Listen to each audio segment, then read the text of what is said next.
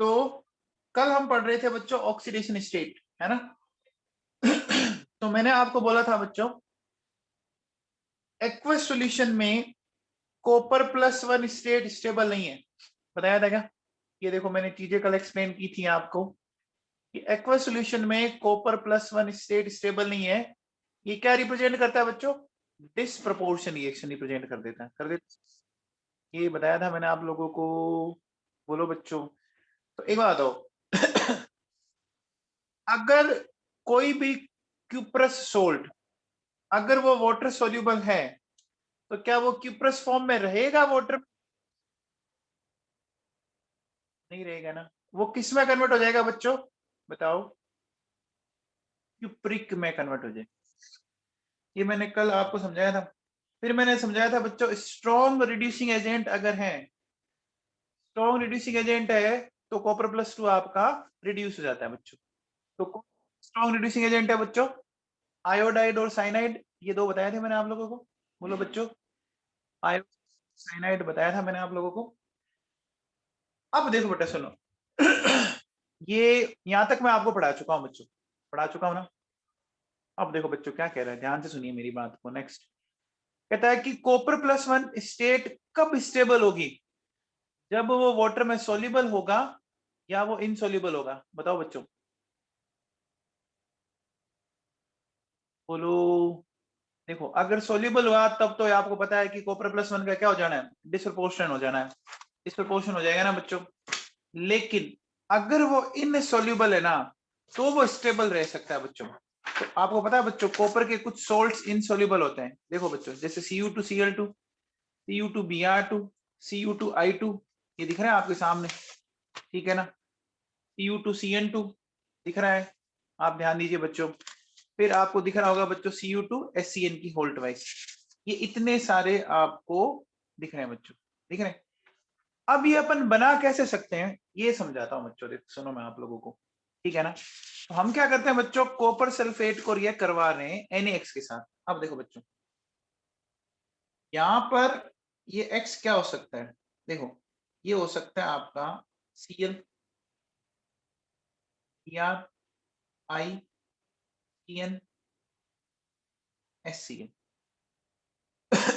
ये हो सकता है क्या? बोलो बच्चों। Cl हो सकता है, Br हो सकता है ना, I हो सकता है, CN हो सकता है, SCN हो सकता है बच्चों। अब देखो बेटा सुनो, अब जब हमने ये रिएक्शन करवाई बच्चों, ठीक है ना, जब हमने ये रिएक्शन करवाई तो हमें ये मिल जाता है बच्चों। देखो क्यूप्रस आयोडाइड, ठीक है, फिर Na2SO4, फिर अब ऐसा यहां पर क्या हुआ कि ये कॉपर प्लस जो 2 था वो कॉपर +1 में आ गया। बच्चों बताओ ऐसा कैसे हो गया यार? ये तो बड़ी इंटरेस्टिंग बात हो गई कि किसने कॉपर,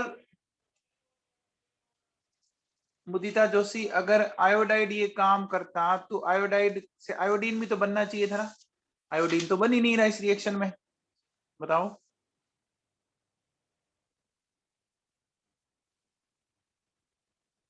थोड़ा सा बच्चों पी ब्लॉक में याद कीजिए बच्चों, पी ब्लॉक में आपने ये देखा था क्या बच्चों? इन दोनों के कॉम्बिनेशन को याद करो, कुछ पढ़ा था? याद आ रहा है क्या? देखो बच्चों सुनो, हुआ क्या था पी ब्लॉक में, हमने ये देखा था कि जैसे बच्चों SO2 है, वो वाटर से रिएक्ट करता है और ये करके पहले बनाता है H2SO3, बनाता है ये H2SO3, फिर वाटर से रिएक्ट करता है और क्या बना देता है? H2SO4, और साथ में क्या देता है? नेसेन। दे रहा है क्या? बोलो बच्चों। तो आप बताओ बच्चों, अगर मैं ऐसा बोलूं कि एक SO2 ने क्या हुआ बच्चों, 2 मोल वाटर के साथ रिएक्ट किया और क्या मिल गया? H2SO4, और आपको मिल गया 2 मोल हाइड्रोजन। मिल गया क्या? मिल गया बच्चों। तो अब बताओ बच्चों, यहां पर इस रिएक्शन में कॉपर +2 के रिडक्शन किसने किया? कॉपर +2 के रिडक्शन का काम किसने किया बच्चों? SO2 ने किया ना, याद है क्या? समझ आया बच्चों? कॉपर प्लस 2 को रिड्यूस करने का काम SO2 ने किया। अब देखो बच्चों सुनो, हाँ अगर मान लो आयोडाइड और साइनाइड होते ना, अगर मान लो आयोडाइड और साइनाइड होते तो हमें जरूरत ही नहीं थी, किसकी जरूरत, SO2 की जरूरत नहीं थी। क्यों जरूरत नहीं थी बच्चों, बताओ क्यों जरूरत नहीं है? क्योंकि ये खुद ही इतने तगड़े रिड्यूसिंग एजेंट है, ये खुद ही इतने तगड़े रिड्यूसिंग एजेंट है कि बिना SO2 के भी कॉपर प्लस 2 को कॉपर प्लस 1 में रिड्यूस कर सकते थे। so, reaction with NaI and NaCN is possible even in the absence of SO2। ये मैं पढ़ा चुका हूं, देखो बच्चों ऑलरेडी ऊपर पढ़ा चुका हूं ना है ना। अब देखो बेटा सुनो आगे क्या कहते है ना, SO2 acts as a reducing agent because it provides nascent hydrogen when it reacts with moisture content। तो ये समझ में आ गया बच्चों? बोलो, ये समझ में आ गया? अब आओ बच्चों देखो, अगर आपसे कोई कहे कि भैया Fe की स्टेबल ऑक्सीडेशन स्टेट क्या होती है, याद है क्या, +3। लेकिन ध्यान रखना बच्चों, बेसिक मीडियम में ये फेरेट्स बनाता है, फेरेट्स है FeO4-। जैसे देखो बच्चों आप आगे पढ़ोगे, देखो ये पढ़ोगे बच्चों MnO4-2 है ना, CrO4-2, आप पढ़ोगे बच्चों FeO4-2, ये इस तरह की, ये बनता जरूर है बच्चों, ठीक है ना, ये बनता जरूर है, लेकिन प्रॉब्लम क्या है इसके साथ, ये स्टेबल नहीं है बच्चों, है ना, लेकिन ये स्टेबल नहीं है। तो अगर आपसे कोई पूछे क्या कि भैया आयरन की मोस्ट स्टेबल ऑक्सीडेशन स्टेट क्या बोलोगे, +3 बोलोगे या +6 बोलोगे? देखो बच्चों अगर आप इस फेरेट में देखो ना, ये जो आयन है इसमें देखो बच्चों Fe का X 4 ऑक्सीजन है, -2 × 4 -2, X की वैल्यू 6 आ रही है ना, आ रही है ना, आ रही है बच्चों, लेकिन ये ज्यादा स्टेबल नहीं है, ये बनता है और बनते ही हैंड टू हैंड डिकम्पोज हो जाता है, ये टिकता ही नहीं है, ठीक है। आगे आओ बच्चों, ये बात हो बच्चों, Fe के ठीक नीचे रुथीनियम आता है और उसी के ठीक नीचे ऑस्मियम आता है, याद है क्या, आता है बच्चों, आता है। अब देखो बेटा यहाँ जो Fe था ये +6 में, ये +8 में और ये +8 में, ये तो दोनों स्टेबल है बच्चों, ये तो क्या है, स्टेबल है। याद करो हमने कहीं पर इसको यूज लिया था बच्चों, बताओ, हाँ यूज लिया था ऑर्गेनिक केमिस्ट्री के अंदर, याद है क्या, हाइड्रोक्सिलेशन पढ़ाया था बच्चों मैंने आपको, याद करो हाइड्रोक्सिलेशन पढ़ाया था, boss, very good, Baeyer reagent and osmium tetroxide, याद करो कैसा एडिशन करता है ये सिन एडिशन, याद है ना, पढ़ाया था बच्चों आपको, बोस में सब कुछ आ गया, पीओ का बी का मतलब आ गया था बेयर रिएजेंट, ओएस का मतलब ऑस्मियम और एस का मतलब सिन, ये बताया था बच्चों मैंने आप लोगों को, ठीक है ना। तो अब देखो बच्चों ये तो स्टेबल है और आयरन स्टेबल नहीं है, इसका मतलब डाउन द ग्रुप जाने पर स्टेबिलिटी क्या हो रही है बच्चों, स्टेबिलिटी आपकी क्या हो रही है बच्चों, बढ़ रही है ना। क्यों बढ़ रही है, रीजन समझो, जैसे जैसे बच्चों अपन नीचे जाते हैं आपको पता होगा जेड इफेक्टिव बढ़ता है क्या, बोलो बच्चों, जेड इफेक्टिव बढ़ता है, तो जेड इफेक्टिव बढ़ेगा तो जो बॉन्ड बना हुआ होगा उस बॉन्ड की स्टेबिलिटी भी तो बढ़ गई होगी ना, जो बॉन्ड बना है उसकी स्टेबिलिटी भी बढ़ी होगी, ये समझ में आ गया बच्चों, बोलो अब आ गया बच्चों, देखो सुनो, देखिए बच्चों जैसे मैं बात करूं क्रोमियम मोलिब्डेनम एंड टंगस्टन, बोलो अगर आप जैसे जैसे नीचे जाओगे, ठीक है ना, जैसे देखो बेटा मेरे पास क्रोमियम है CrO3, ठीक है, मोलिब्डेनम है MoO3 और WO3, इनमें सब में ये +6 है बच्चों, लेकिन बताओ बच्चों +6 की स्टेबिलिटी कहां ज्यादा है, ऊपर वाले में है या नीचे वाले में है, डाउनवर्ड जाने पे बढ़ रही है या घट रही है, डाउनवर्ड जाने पे इंक्रीज हो रही है या डिक्रीज होती है, इंक्रीज करती है ना बच्चों, डाउनवर्ड जाने पर स्टेबिलिटी इंक्रीज कर रही है ना बोलो बच्चों, अब बताओ अगर स्टेबिलिटी इंक्रीज कर रही है, इसका मतलब मैं कह सकता हूं बच्चों मोलिब्डेनम और टंगस्टन तो स्टेबल है, तो वो तो वापस लोअर ऑक्सीडेशन स्टेट में आना नहीं चाहेंगे ना, नहीं आना चाहेंगे ना। लेकिन क्रोमियम की +6 उतनी स्टेबल नहीं है, तो वो क्या होगा, वो फटाक से क्रोमियम +3 में आना पसंद करेगा। करेगा क्या, बोलो बच्चों, क्रोमियम +3 में आना पसंद करेगा। तो बताओ बच्चों, जो खुद +6 से +3 में आया, यानी रिड्यूस हो गया, रिड्यूस हो गया। तो अगर वो खुद रिड्यूस हो गया तो वो किसकी तरह काम करेगा, ऑक्सीडेंट की तरह। बच्चों सुनो यार, आप देखो बेटा, क्रोमियम के दुनिया भर के आपको ऑक्सीडाइजिंग एजेंट मिल जाएंगे, Cr2O7, CrO4-2, CrO2Cl2, है ना, CrO3, CrO5। इन कंपाउंड्स में ध्यान दो बच्चों, सारे के सारे क्रोमियम +6 में याद है। और ये आपको पता होगा बच्चों, ये स्ट्रॉन्ग ऑक्सीडाइजिंग एजेंट होते हैं, याद है ना बच्चों, याद है।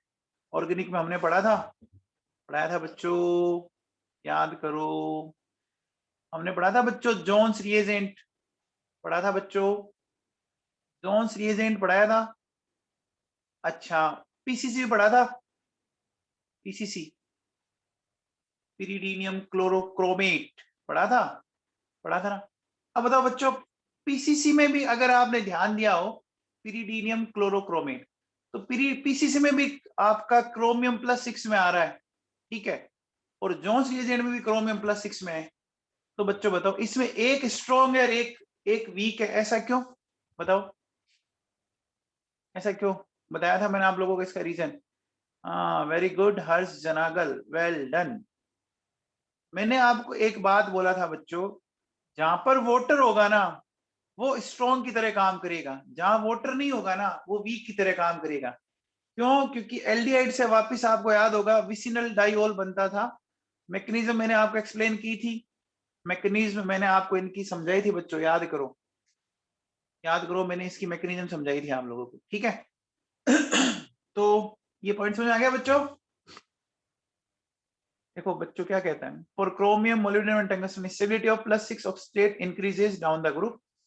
Due to this reason, chromate and dichromate ion acts as a strong oxidant, while MOO3 and WO3 cannot act as oxidizing agent. ये बच्चों आता रहता है क्वेश्चन एग्जाम में, ध्यान रखना, ये लाइन एग्जाम में आती रहती है, ठीक है।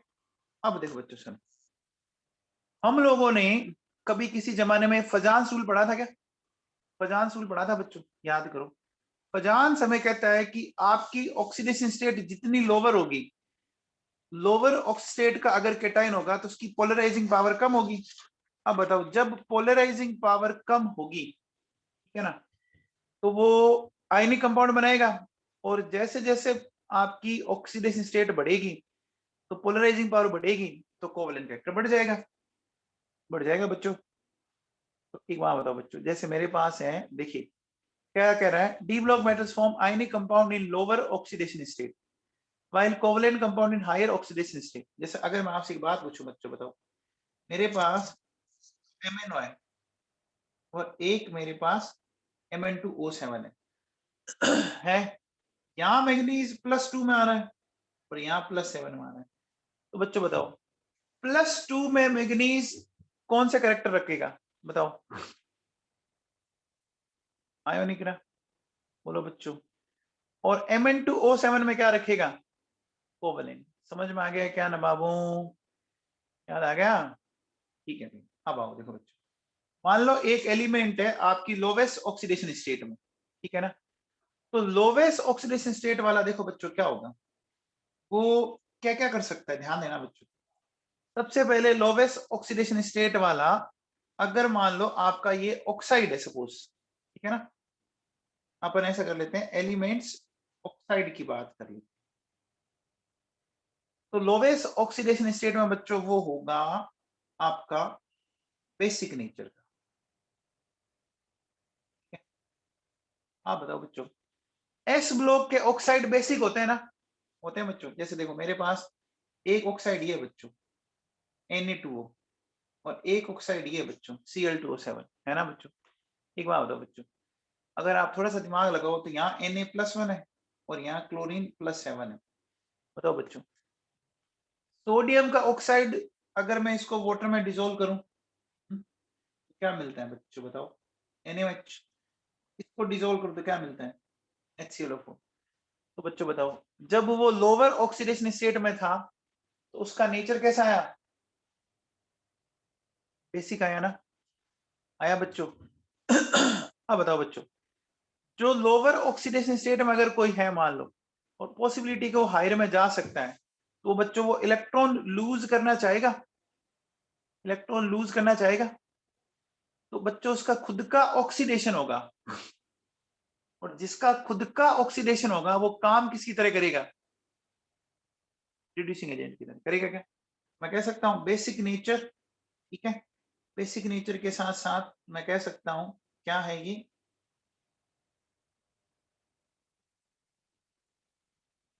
रिड्यूसिंग एजेंट है। अब आओ बच्चों, हाईएस्ट वाले की बात करते हैं। हाईएस्ट वाला क्या हुआ बच्चों, बताओ, एसिडिक नेचर,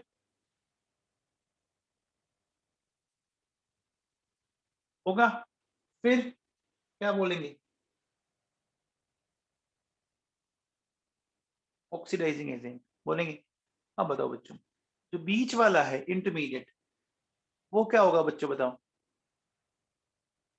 एसिडिक बेसिक दोनों होगा, और दोनों होगा तो उसको क्या बोलेंगे, उसको बोलते हैं बच्चों एम्फोटेरिक, बोलेंगे क्या, क्या बोलेंगे बच्चों, एम्फोटेरिक, ठीक है। And both oxidant and reductant, दोनों का काम कर सकते हैं। क्या ये पॉइंट आपको समझ में आया बच्चों, क्या ये पॉइंट आपको समझ में आया। अब आओ बच्चों, देखो बात करते हैं बच्चों, मैग्नीज के कुछ ऑक्साइड लिखे हुए हैं, ठीक है ना, तो मैं मैग्नीज की ऑक्सीडेशन स्टेट निकालता हूं। देखो बच्चों, यहाँ मैग्नीज आ रहा है +2 में, यहाँ आ रहा है 8/3 में, यहाँ +3 में, +4 में, और +7 में, ठीक है। अब बच्चों इतना तो मेरे हिसाब से सबको समझ में आ गया। अब बताओ बच्चों, ये +2 वाला जो ऑक्साइड है, क्या मैं बोल सकता हूं ये बेसिक नेचर का है, और +7 वाला है ना बच्चों, वो एसिडिक नेचर का है। क्या मैं ऐसा बोल सकता हूँ, बोल सकता हूँ बच्चों, ठीक है भैया। अच्छा ध्यान रखना, Mn2O7 है ना। अच्छा एक चीज आपने पढ़ी थी क्या बच्चों, फजान्स ये कहता था कि जितने ज्यादा कोवलेंट कैरेक्टर डेवलप होते जाते हैं, इंटेंसिटी ऑफ कलर बढ़ती जाती है, याद है क्या, इंटेंसिटी ऑफ कलर, याद करो बच्चों केमिकल बॉन्डिंग की बातें, वो पुराने दिन। तो बच्चों बताओ, Mn2O7 का देखो कलर क्या आ रहा है बच्चों, ग्रीन कलर आ रहा है, इसको ग्रीन ऑयल बोलते हैं, ये लिक्विड स्टेट में होता है, ग्रीन कलर का होता है, बच्चों समझ में आ गया। अब देखो बच्चों, ये जो बीच वाले है ना, ये बीच वाले, ये क्या है, एम्फोटेरिक। आया बच्चों समझ में, अरे नवाबों समझ में आ गया क्या, ठीक। अब आओ बच्चों देखो, क्रोमियम की बात करते हैं। तो क्रोमियम देखो बच्चों, यहाँ +2 स्टेट में आ रहा है, यहाँ +3, यहाँ +6। तो बच्चों मैं CRO को क्या बोल सकता हूँ बच्चों, मैं इसको बोल सकता हूँ कि ये बेसिक है, ठीक है? ये एसिडिक है, तो ये एम्फोटेरिक। बोलो बच्चों, आया समझ में। अब बच्चों एक बात बताओ, मैं कह सकता हूं कि जैसे जैसे कोवेलेंट कैरेक्टर डेवलप होंगे, वैसे वैसे आपको पता होगा कि जो BP एंड MP वो कम होते जाते हैं। बोलो बच्चों, वोलाटाइल नेचर बढ़ता जाता है ना। बोलो। अब देखो बेटा सुनो क्या कहते हैं, कि जो CrO3 है ना, जो CrO3 है बच्चों, इसमें क्रोमियम आ रहा है +6 में, ठीक है, वेनेडियम आ रहा है +5 में, +7 में। इनके मेल्टिंग पॉइंट बहुत ही लो है बच्चों, क्यों बताओ। बच्चों देखो, ये इन ऑक्सीडेशन स्टेट में बने हुए ऑक्साइड है क्या, ये इनकी हाईएस्ट ऑक्सीडेशन स्टेट में, तो क्या होंगे बच्चों, कोवेलेंट कैरेक्टर बहुत ज्यादा होंगे ना, है ना। तो मैं कह सकता हूं नो मेल्टिंग पॉइंट, रीजन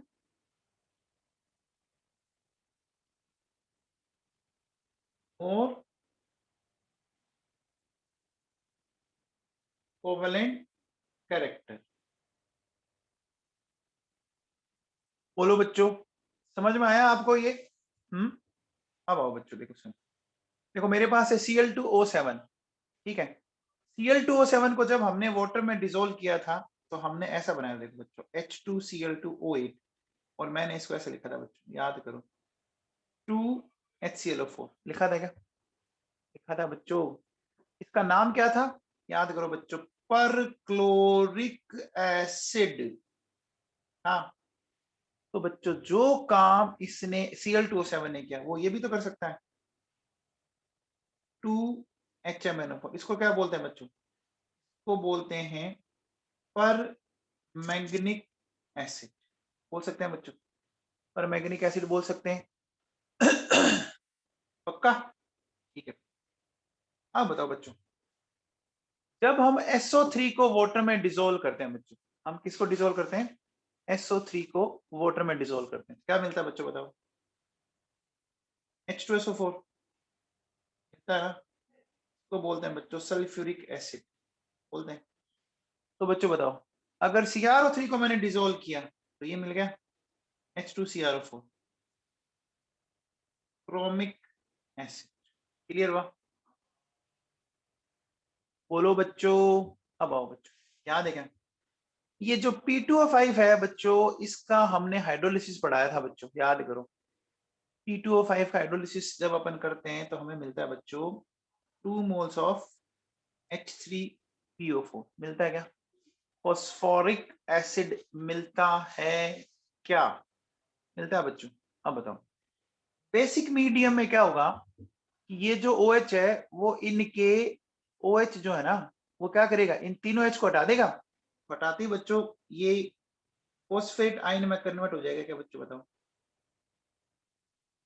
हो गया?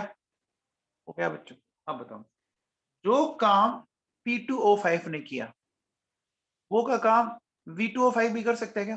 तो बच्चों बताओ, V2O5 से ये मिल गया क्या? H3PO4, वो था फॉस्फोरिक एसिड, तो ये है वेनेडिक एसिड। वो था फॉस्फोरिक एसिड, तो ये क्या बच्चों? वेनेडिक एसिड। अब बताओ, तो यहाँ क्या मिल जाएगा? यहाँ ये मिल जाएगा बच्चों वेनेडेट आयन जाएगा बच्चों। आया समझ में? अब देखो बेटा, V2O5 को अगेन हमने वापस ये बनाया, लेकिन बच्चों ये एसिडिक मीडियम में है ना, ये ऐसा बना था, देखो बच्चों, PO2+1। अब ये कैसे बन गया, ये मैं आपको थोड़ा सा समझाता हूं कि भैया ऐसा कैसे बन गया। ध्यान देना बच्चों, देखो सुनो, हमारे पास ये बना हुआ है,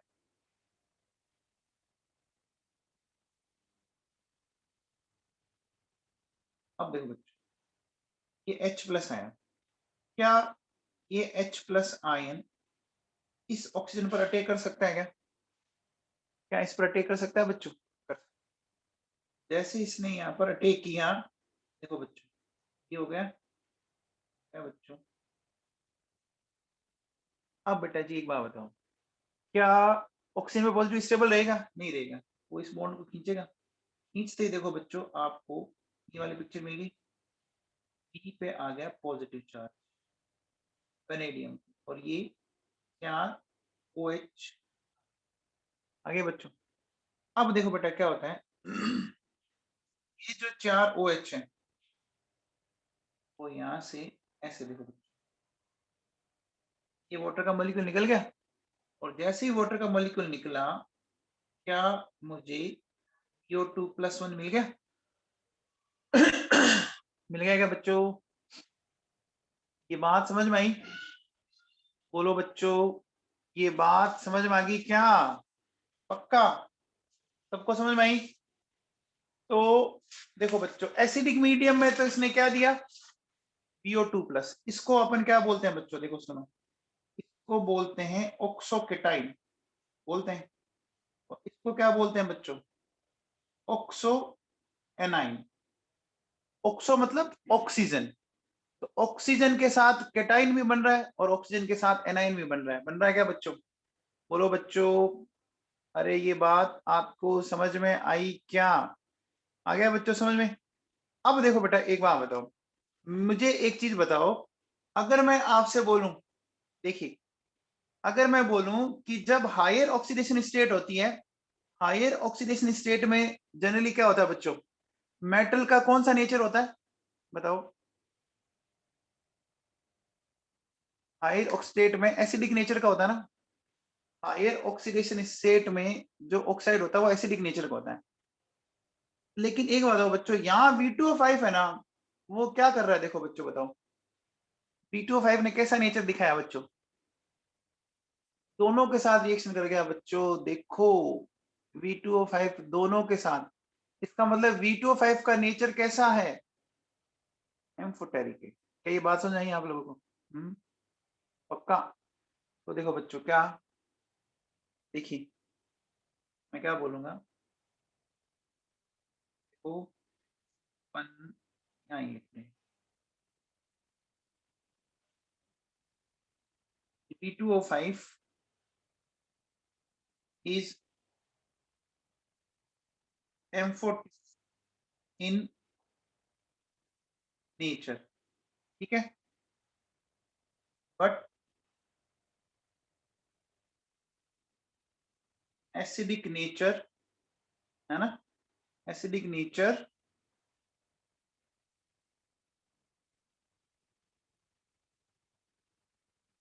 is more than basic nature, ठीक है ना? तो बच्चों V2O5 समझ आ गया? अरे बच्चों V2O5 समझ आ गया? है दोनों से साथ, लेकिन जनरली क्या करता है, जैसे अब ऐसे समझो कि इसका 60% मान लो एसिडिक नेचर है, तो 40% बेसिक नेचर भी दिखाता है। तो बच्चों समझ में आ गया क्या? बोलो, आ गया? अब देखो बेटा सुनो, आप लोगों ने बच्चों इसकी, अगर मैं स्ट्रक्चर बताऊं, देखो बेटा, देखो मेरे पास ये एक स्ट्रक्चर है,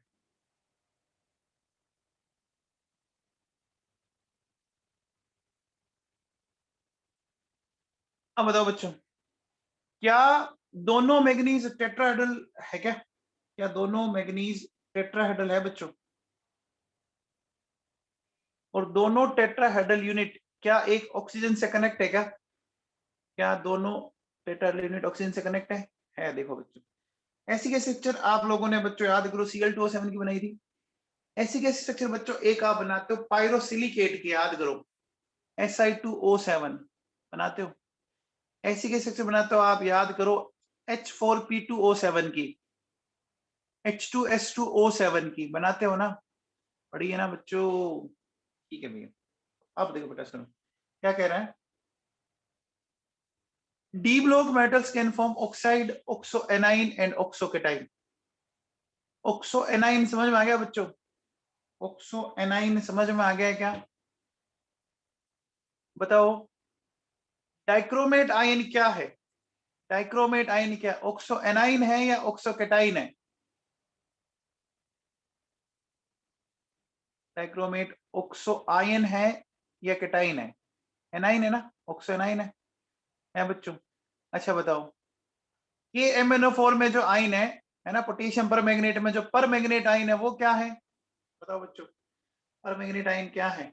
एनाइन है। नाम से पता लग रहा है, अगर 8 बोल रहा हूं, ठीक है ना, तो पॉजिटिव है तो केटाइन है और नेगेटिव है तो एनाइन। ठीक है बच्चों, समझ में आ गया? ये जो मैंने बातें बताई है ना बच्चों, ये आपके एनसीईआरटी में है। बताऊं क्या आपको एनसीईआरटी में?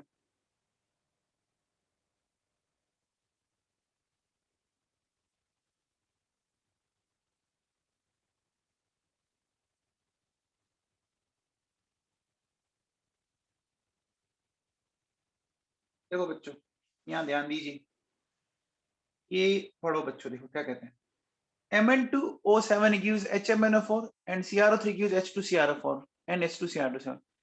V2O5 is however amphoteric, though mainly acidic, and it gives VO4 minus 3 as well as VO2 plus salts.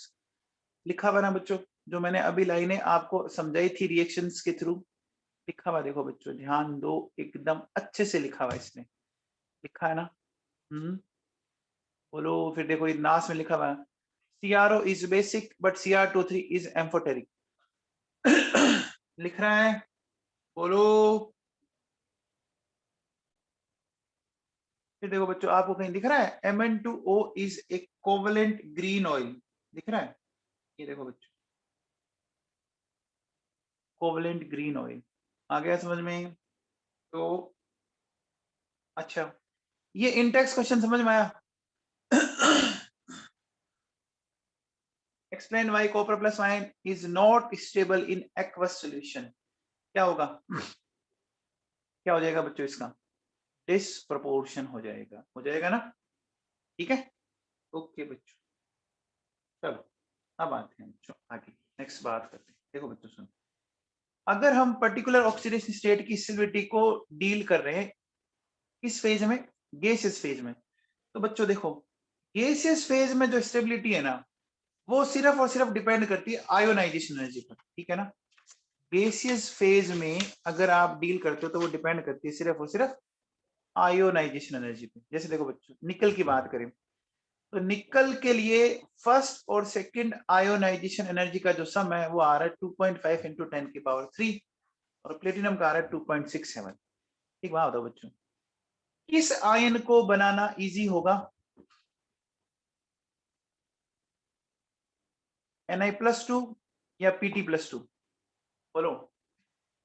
Na+2 ना, खर्चा कम लगाना, इन्वेस्टमेंट कम हुआ ना? वाह बच्चों, याद है क्या? इन्वेस्टमेंट कम हुआ। तो देखो बच्चों, +2 स्टेट में तो मैं कह सकता हूं कि जो निकल +2 आयन है ना, वो ज्यादा स्टेबल है बच्चों, है? अब आओ बात करते हैं बच्चों +4। तो +4 का मतलब अब आपको सम करना पड़ेगा, ओवरऑल कितनी एनर्जी लगी बच्चों। अब बताओ, अगर आप ओवरऑल एनर्जी की बात करो तो निकल में मोर देन 10 हो गई बच्चों, मोर देन 10 इंटू 10⁻³। लेकिन प्लेटिनम में लेस देन 10 होगी। होगी बच्चों। अब बताओ, अब कौन से आयन का बनना आपके लिए ज्यादा स्मूथ हो गया? Pt+4 हो गया बच्चों, हो गया ना? याद आ गया बच्चों? बताओ बच्चों, Pt+4 का कोऑर्डिनेशन नंबर बताओ बच्चों। Pt+4 का कोऑर्डिनेशन नंबर 6 पढ़ा था कोऑर्डिनेशन केमिस्ट्री में, याद आ गया बच्चों? H2PtCl6। अच्छा, निकल +4 स्टेट में एक कॉम्प्लेक्स पढ़ते हैं अपन बच्चों, याद है क्या? निकल का +4 स्टेट में कॉम्प्लेक्स पढ़ते हैं बच्चों, वो किसके साथ था कॉम्प्लेक्स? निकल का +4 स्टेट में फ्लोरीन के साथ था बच्चों, फ्लोरीन के साथ NiF6, याद करो बच्चों, -2 ये हाइब्रिडाइजेशन आती थी D2sp3, याद है? पढ़ाया बच्चों मैंने। निकल पे इतना ज्यादा चार्ज हो जाता है कि इंटरेक्शन बहुत तगड़ा होता है बच्चों, ठीक है?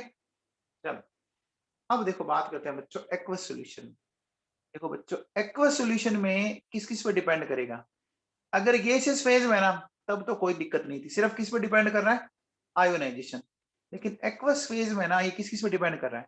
Heat of atomisation, heat of ionisation and heat of hydration. कैसे समझते हैं बच्चों? देखो, मेरे पास मान लो एक वो मेटल है सॉलिड स्टेट में, ठीक है? हमने उसको एक्वस फेज में लेकर ऐसे कन्वर्ट किया बच्चों, M+N, ठीक है ना? अब बेटा इसको कैसे करना है वो मैं आपको थोड़ा सा सिखाता हूँ। देखो ये कैसे हुआ, इसको अपन थोड़ा समझते हैं बच्चों। देखो, सबसे पहले अपन क्या करते हैं, number 1,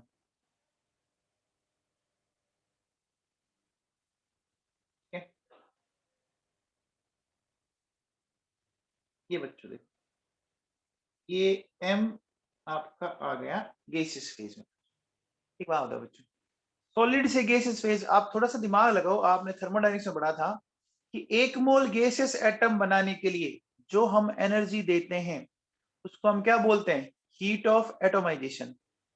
Heat which is required for the formation of 1 mole of gaseous atom is known as heat of atomization। ठीक है? अब बताओ बच्चों, ये इन्वेस्टमेंट होगा ना?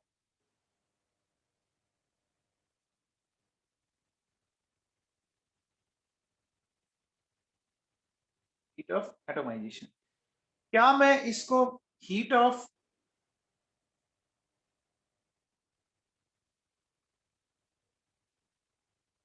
सब्लिमेशन भी बोल सकते हैं क्या? बोलो बच्चों, बोल सकते हैं? ठीक है, आगे आओ बच्चों।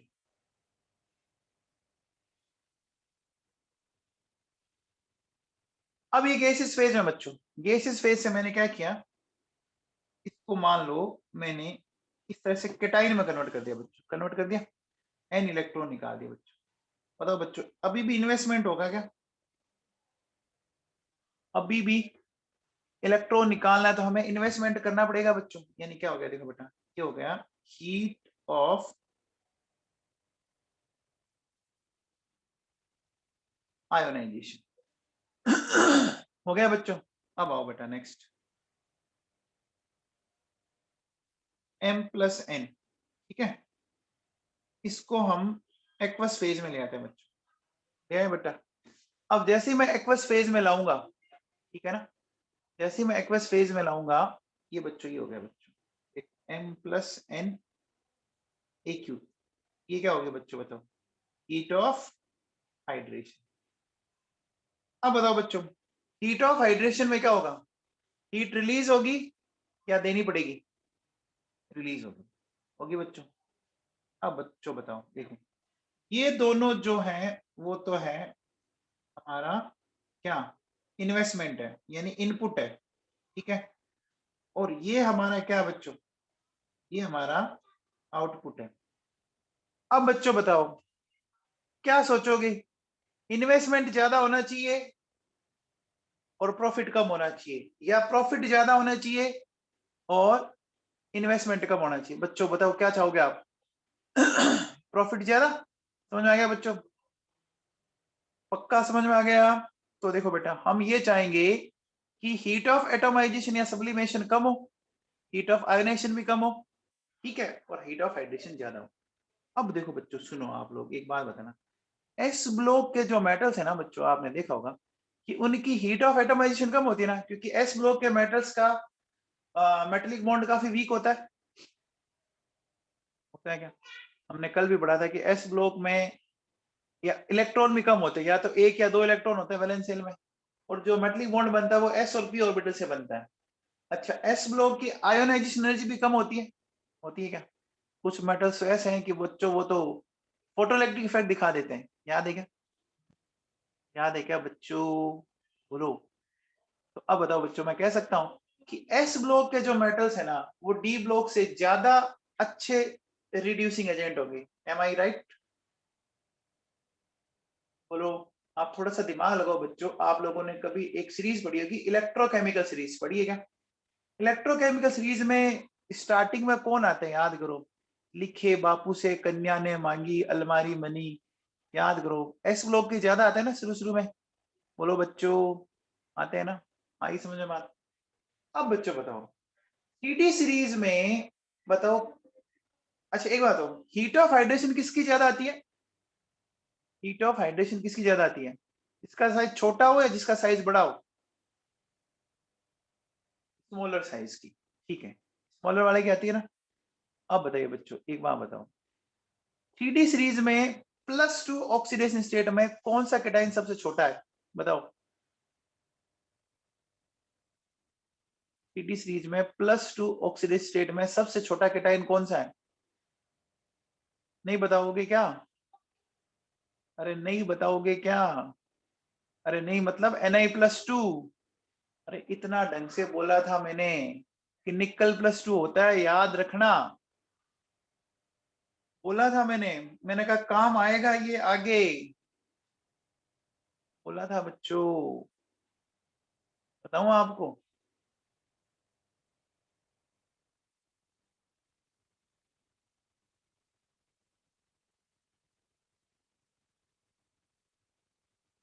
देखो, ये दिख रहा है बच्चों, क्या लिखा हुआ है, इम्पोर्टेंट लिखा हुआ है,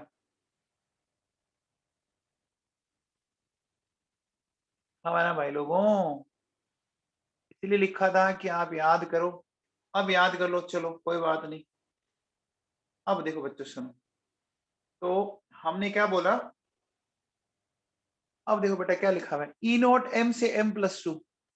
देखो बच्चों एम से एम प्लस टू है ना, ये समझ रहे हो बच्चों, एम से एम प्लस टू बनना। तो ये आपके एस ब्लॉक मेटल्स ले लो चाहे सेकेंड ए के मेटल ले लो, उनका डी ब्लॉक से बच्चों ज्यादा आएगा। आएगा क्या? क्यों ज्यादा आएगा बच्चों बता सकते हो? अरे एस ब्लॉक के लिए ज्यादा क्यों आएगा? क्योंकि एक तो इनकी हीट ऑफ एटमाइजेशन कम है, आयनाइजेशन एनर्जी भी कम है। ठीक है, अब आओ देखो बच्चों सुनो। देखो बच्चों जिसने इलेक्ट्रोकेमिस्ट्री पढ़ रखी है उनको ये बातें पता होगी बच्चों। ई नॉट याद करो, स्टैंडर्ड ऑक्सीडेशन पोटेंशियल या स्टैंडर्ड रिडक्शन पोटेंशियल पढ़ा है ना। चलो बच्चों अब बताओ, अभी मैं बात कर रहा हूं बच्चों एम प्लस टू, यानी कोई भी मेटल अपने प्लस टू ऑक्सीडेशन स्टेट वाले केटाइन में चेंज हो रहा है। एक बात हो बच्चों, अभी ये क्या चीज बता रहे हैं, एम से एम प्लस टू में अगर वो जा रहा है तो वो क्या है, ऑक्सीडेशन है या रिडक्शन है? ऑक्सीडेशन है। तो क्या मैं इसको ये बोल सकता हूँ बच्चों, एस ओपी बोल सकता हूँ, स्टैंडर्ड ऑक्सीडेशन पोटेंशियल बोल सकता हूँ। अच्छा, इसको मैं एस आरपी बोल सकता हूँ क्या? बोल सकता हूँ, बोल सकता हूँ क्या? अब बताओ, एस ओपी और एस आरपी दोनों का साइन अपोजिट होता है क्या? एस ओपी व एस आरपी दोनों का साइन अपोजिट होता है, याद है? ऐसा इलेक्ट्रोकेमिस्ट्री में पढ़ा होगा बच्चों, आप लोगों ने याद करो। वैसे भी पता होगा ना, ऑक्सीडेशन और रिडक्शन दोनों प्रोसेस ही अपोजिट होते हैं। तो देखो बच्चों ध्यान दीजिए बच्चों, जो ऊपर पहली रो में प्लस में थे वो माइनस में हो गया, और जो पहली रो में जो माइनस में था वो प्लस हो गया। तो बच्चों बताओ, कॉपर में कुछ अलग बात दिख रही है क्या? कॉपर देखो इस पूरी सीरीज में कुछ अलग दिख रहा है, आपको दिख रहा है क्या? देखो सबका एसओपी पॉजिटिव था लेकिन कॉपर का नेगेटिव है, सबका एसआरपी नेगेटिव है लेकिन कॉपर का पॉजिटिव है क्या बच्चों? अरे पता है क्या? अब मुझे बताओ, इलेक्ट्रोकेमिकल सीरीज में अगर आपने थोड़ा सा ध्यान दिया हो तो बच्चों एक बात बताओ, इलेक्ट्रोकेमिकल सीरीज में हमने एलिमेंट्स को किसके बेसिस पे अरेंज किया था? इलेक्ट्रोकेमिकल सीरीज में एसआरपी के इंक्रीजिंग ऑर्डर में अरेंज करते हैं ना। जिन बच्चों ने अभी तक नहीं पढ़ी है मैं पढ़ाऊंगा इलेक्ट्रोकेमिस्ट्री, ठीक है ना। अब बताओ बच्चों, हाइड्रोजन का एसआरपी कितना होता है? 0 होता है, पक्का? तो हाइड्रोजन से ऊपर वालों का क्या होता है? नेगेटिव होता है। तो बच्चों बताओ, सीडी सीरीज में ऐसा कौन सा मेटल है, अगर मैं e naught m plus two m की बात करूं, कि वो हाइड्रोजन से नीचे आएगा? बताओ, कॉपर आएगा ना, क्योंकि कॉपर का एसआरपी देखो बच्चों पॉजिटिव में है ना। और बाकी सारे जो भी मेटल बच गए वो ऊपर आएंगे क्या? ऊपर आएंगे क्या बच्चों? बोलो, पक्का? ठीक है सर। अब एक चीज और सुनो मेरी बात आप ध्यान से, क्या कि मैंने बच्चों इस सीरीज में स्कैंडियम को नहीं लिखा बच्चों, बताओ क्यों?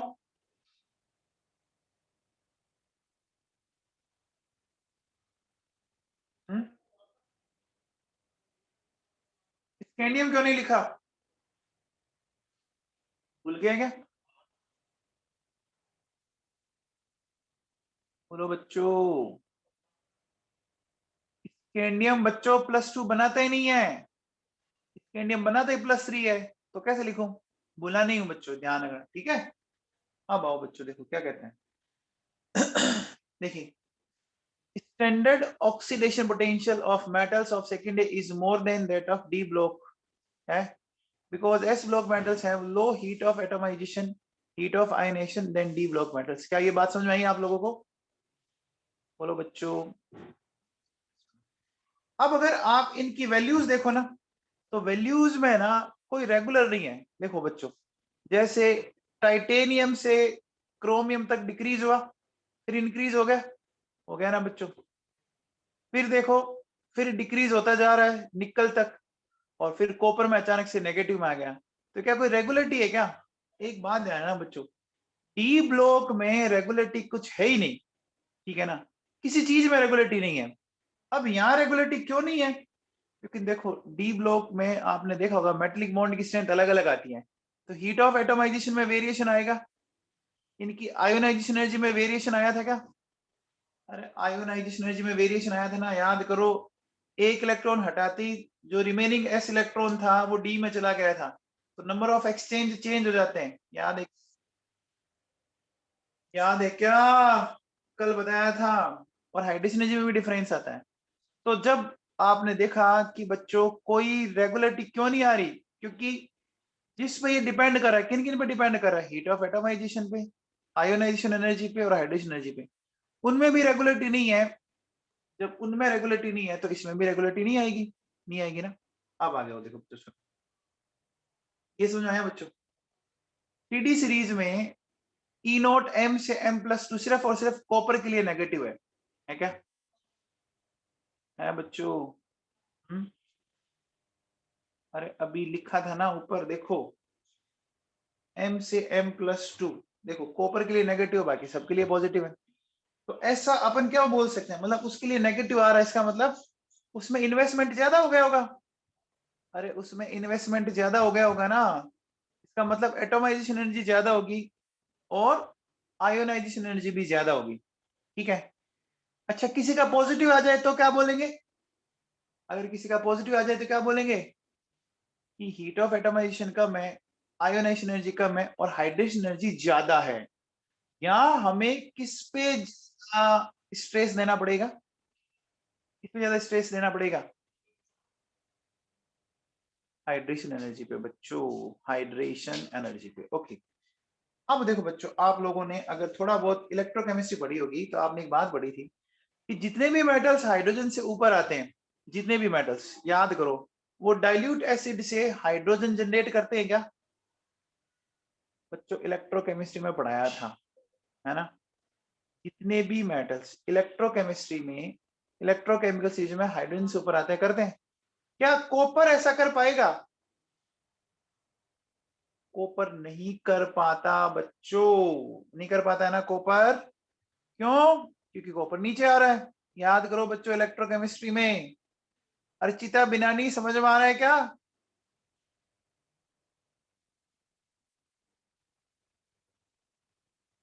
अर्चिता, तो देखो बच्चों क्या कहता है, except copper all metals of CD series are placed above hydrogen electrochemistry, it means these all metals can produce hydrogen from dilute acids।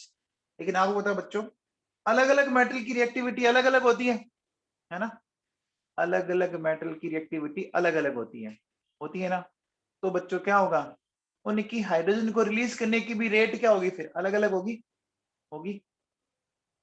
अब देखो बच्चों सुनो, कुछ ऐसे मेटल्स हैं जिनका एसआरपी नेगेटिव है, लेकिन अगर उनके ऊपर एक ऑक्साइड की लेयर बन गई ना, तो बच्चों अब वो क्या करते हैं, वो डाइल्यूट एसिड से हाइड्रोजन जनरेट कर ही नहीं पाते। और इस कॉन्सेप्ट को हमने कभी बोला था क्या? Passivity of metals. बोला था क्या? बोला था बच्चों, पैसिविटी ऑफ मेटल्स, है ना? तो बच्चों देखो पैसिविटी ऑफ मेटल्स में कौन कौन है, ये देखो बच्चों, ये मैंने वैसे बताया है, फेंको नहीं, करारे, आलू। अच्छा बच्चों, एक आपको जिसको भी मेटलर्जी पढ़नी हो ना, वो मैंने सुबह स्टार्ट की है 11 बजे वाली क्लास में, जिसको भी अटेंड करनी हो मेटलर्जी की क्लास अटेंड कर लें। ठीक है ना? अब देखो बच्चों, ऑक्साइड कैसे, जैसे देखो बच्चों सुनो, Fe का ऑक्साइड ये बन गया, एल्यूमिनियम का ऑक्साइड ये बन गया, क्रोमियम का ऑक्साइड ये बन गया। जैसे ही ऑक्साइड बनते हैं ना, अब ये क्या करते हैं, ये रिलीज नहीं कर पाते बच्चों। समझ में आ गया क्या? ये अब रिलीज नहीं कर पाते। अब देखो बच्चों, कॉपर, बच्चों देखो क्या कह रहा हूं मैं, कॉपर डाइल्यूट एसिड से हाइड्रोजन को तो रिएक्ट नहीं करता, लेकिन बच्चों ये ऑक्सीडाइजिंग एसिड से तो रिएक्ट कर जाता है, करता है ना? बोलो बच्चों, देखो कैसे। जैसे आप लोगों ने बच्चों पढ़ा होगा कि जैसे ये कॉपर है, ये H2SO4 कॉन्सेंट्रेटेड, है ना? तो इसके साथ ही क्या बनाता था, याद करो, copper sulphate plus H2O plus SO2 बनाता था। कैसे बनाता था?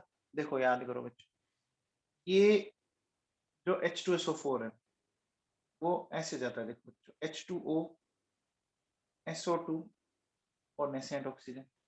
कितने नेसेंट ऑक्सीजन दे दी क्या? कितने आपको नेसेंट ऑक्सीजन दे दी बच्चों? अब क्या होगा, ये कॉपर उस नेसेंट ऑक्सीजन को ग्रैब करेगा एंड ग्रैब करके कन्वर्ट हो गया कॉपर के ऑक्साइड में, और ये कॉपर का ऑक्साइड H2SO4 के साथ रिएक्ट करके क्या बना देगा बच्चों? बोलो, अब बताओ बेटा, अगर मैं इन तीनों रिएक्शंस का एडिशन कर दूं, अगर मैं इन तीनों रिएक्शंस का एडिशन कर दूं, क्या मेरे पास ये वाली रिएक्शन आ जाएगी? क्या यहाँ पर आ जाएगी बच्चों? बोलो। अब देखो बेटा, ऐसी कैसी बात हम HNO3 के साथ कर सकते हैं, याद करो, जब HNO3 कॉन्सेंट्रेटेड फेज में था, ठीक है, तो वो ऐसे जाता था, देखो बच्चों, 2O 2NO2 और नेसेंट ऑक्सीजन, याद है, होता है बच्चों। अब देखो, इस कॉपर ने नेसेंट ऑक्सीजन के साथ रिएक्ट किया, क्या मिल गया? CuO, और ये जो CuO है वो क्या करता है, वो HNO3 के साथ ये क्या बना देगा?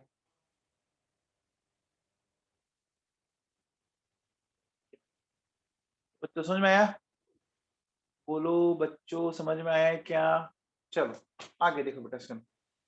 अब अगर मैं E0 M से M+2 की कुछ वैल्यूज देखता हूँ, ठीक है ना, तो देखो बच्चों क्या होता है, Mn से Mn+2, Zn से Zn+2 और निकल से निकल+2, जितना आप सोचते हो ना उससे ज्यादा पॉजिटिव वैल्यू आ रही है, मोर पॉजिटिव देन एक्सपेक्टेड। कई बार होता है ना, आप किसी बच्चे की सोचते हो कि यार इसके नंबर तो इतने ही आने चाहिए, और अचानक से आपको रैंक में वो ऊपर दिख जाता है ना, अचानक से ऐसा लगा कि उसकी फर्स्ट रैंक आ गई, तो वो अनएक्सपेक्टेड होता है ना, होता है बच्चों।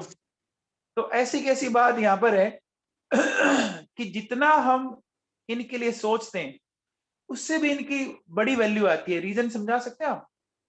देखो बच्चों, जब Mn से Mn+2 बनता है ना, तो आप बताओ बच्चों, ये एक स्टेबल कॉन्फ़िगरेशन गेन करता है क्या? Stable half failed. सिरे से देखो बेटा, Zn+2 में क्या है, Td10 4s0, क्या है बच्चों यहाँ पे देखो, स्टेबल हाफ फेल्ड कॉन्फ़िगरेशन है बच्चों।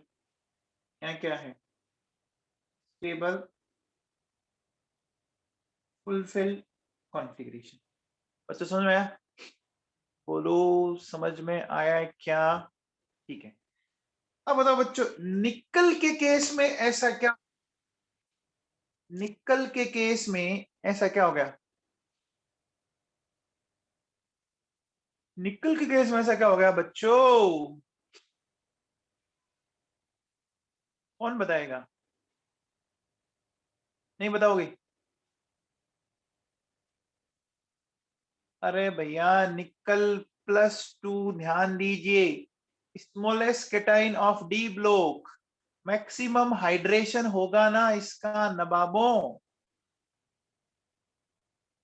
अभी बताया था यार थोड़ी देर पहले, ऐसे क्या करते हो बच्चों, बताओ। नहीं बताया था? अरे बताया था ना। देखो बच्चों, ये क्या है, स्मॉलेस्ट केटाइन क्या होगा, मैक्सिमम हाइड्रेशन, ठीक है ना, तो मोर हाइड्रेशन एनर्जी। आया समझ में बच्चों? आया क्या? आया बच्चों? तो ये बातें समझ में आई? ठीक है।